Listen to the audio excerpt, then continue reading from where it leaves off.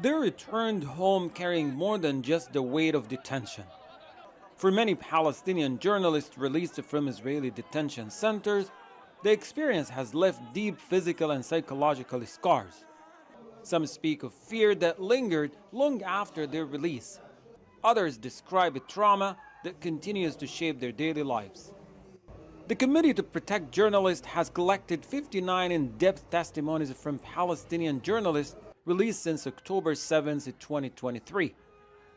Of those, all but one reported being subjected to what they describe as torture, abuse, or other forms of violence during their detention. The organization says these accounts point to a pattern of abuse. This is where the pain began, at Al-Shifa Medical Complex. This is where I was detained. Beyond the psychological torture, you cannot imagine the physical torture. I can tell you that there is not a single part of my body without marks of abuse. Here, there is a fracture that never healed properly. And here as well, these are the marks from the handcuffs.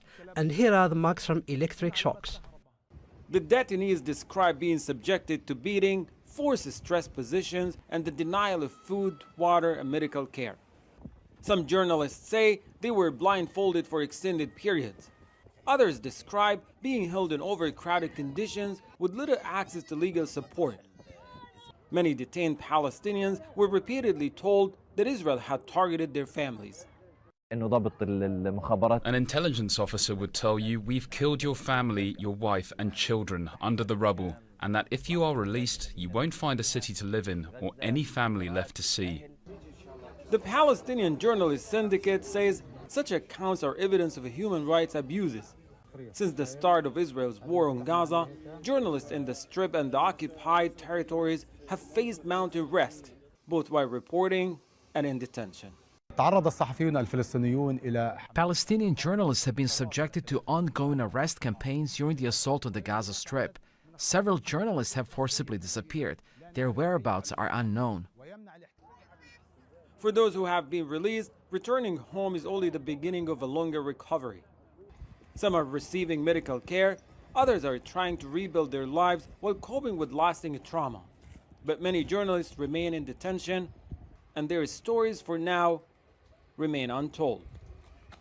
As calls grow for accountability, these testimonies add to the pressure on the international community to investigate and respond. They stand as a record not only for the detention, but for the rest journalists continue to face while reporting from Gaza. Hani Mahmoud, Al Jazeera from Gaza.